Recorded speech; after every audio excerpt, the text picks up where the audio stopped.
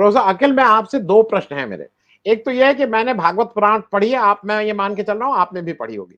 भागवत पुराण जब पढ़िए तो कथा के अंदर कथा, कथा के अंदर कथा, कथा के, वो कथा अच्छा आपको याद करना पड़ता है। अडानी जी की पुराण कुछ उसी तरह की हो रही है। अच्छा आप चैंगचुंगलिंग, अच्छा वो चैंगचुंगलिंग याद, अच्छा वो शब्बान अली, तो फिर याद आ तो विनोद अनाडे। मतलब ये इनकी कथा के अंदर कथा, कथा के अंदर कथा, जहां हाथ डालिए कुछ ना कुछ हरकत कर रहे हैं। ये जो रिजर्व फॉरेस्ट है वहां पे भी माइनिंग करने के चक्कर में है, ये जीवीके को भी हड़काने के चक्कर में है। इनके खिलाफ कुछ हो ही नहीं रहा है। सेबी को कागज नहीं मिलता है जैसा राजीव रंजन जी कह रहे हैं, लेकिन फाइनेंशियल टाइम्स को कागज मिल जाता है। मेरे दो प्रश्न एक क्या है, एक तो राहुल गांधी को इतनी इतनी ज्यादा प्रेम क्यों हो गया अडानी जी से, वो अडानी जी का प्रेम छोड़ नहीं रहे हैं। वो पिछले 8 उनकी सदस्यता चली गई, संजय सिंह जेल चले गए, महुआ मैत्रा जेल जाने की कगार पे बैठी हुई हैं, लेकिन अडानी प्रेम राहुल गांधी को छोड़ नहीं रहा है। दूसरा मैं एक चीज और आपसे, क्योंकि वो एक इंपॉर्टेंट चीज है, महुआ मैत्रा का जो हुआ, वो उनके और उनके जिनके जो उनके उनके दोस्त थे जिनके साथ वो रहती थी, उनके बीच की कुछ अनबन का मामला है।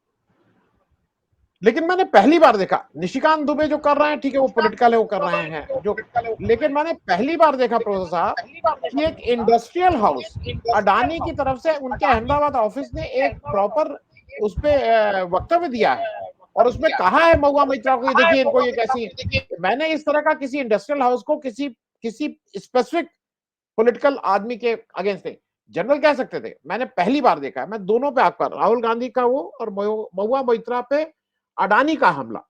देखिए आनंद जी, पहली चीज तो आपने ये पूछी कि ये सारे लोग अडानी जी पे बात क्यों कर रहे हैं, क्योंकि राजा की जान जो है तोते में है, और तोते पे अगर तोते की गर्दन मरोड़ेंगे तो राजा की गर्दन मुड़ेगी, नंबर एक।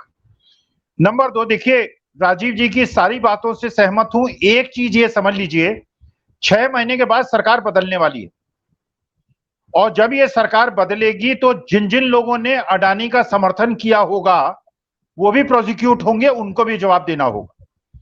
और जिन जिन ने अडानी पे प्रश्न पूछा होगा और अडानी ने जो जो घपले किए हैं उनको भी सेबी भी पकड़ेगी, डीआरआई भी पकड़ेगी, सारी आरओसी, स्टॉक एक्सचेंज सब पकड़ेंगे, इसलिए कि तब सत्ता बदल जाएगी, नंबर एक। नंबर दो, देखिए ये मुद्दा केवल इतना छोटा नहीं है कि उपभोक्ताओं से ज्यादा पैसा वसूल किया गया क्योंकि इनवॉइस ओवर इनवॉइस किया गया जो इंपोर्ट किया गया। देखिए असली मुद्दा क्या है, जो असली मुद्दा है, एक कंपनी है पब्लिक लिमिटेड कंपनी, एक कंपनी है private limited company. Public limited company को और प्राइवेट लिमिटेड कंपनी के प्रॉफिट्स को इन्फ्लेट करना, ये डिफ्लेट करना प्रमोटर्स के हाथ का खेल है।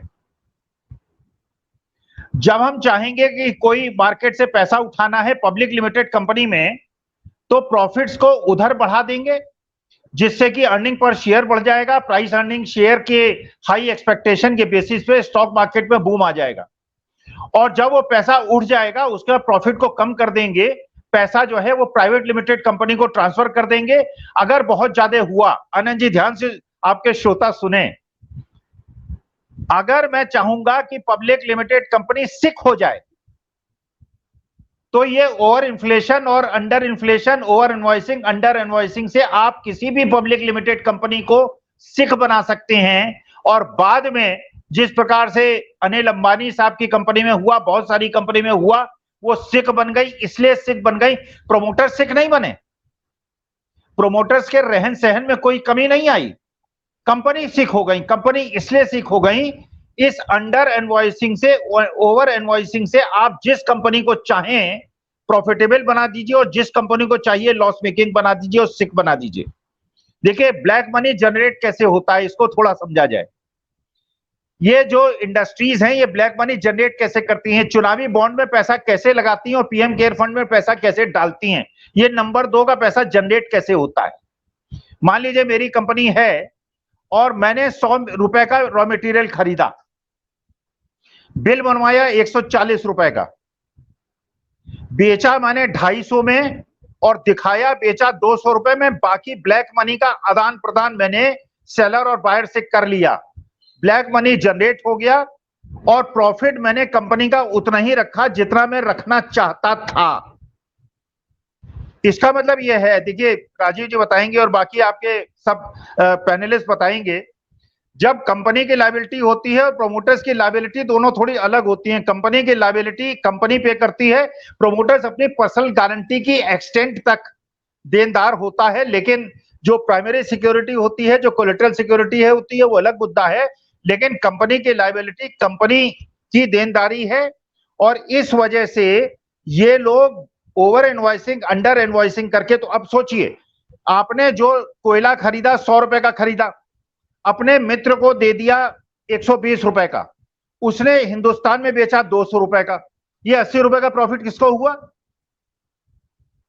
ये 80 रुपए का प्रॉफिट हुआ विदेशी कंपनी को, और विदेशी कंपनी ने वही पैसा एफडीआई के माध्यम से, एफपीआई के माध्यम से शेयर मार्केट में आपकी कंपनी में लगा दिया।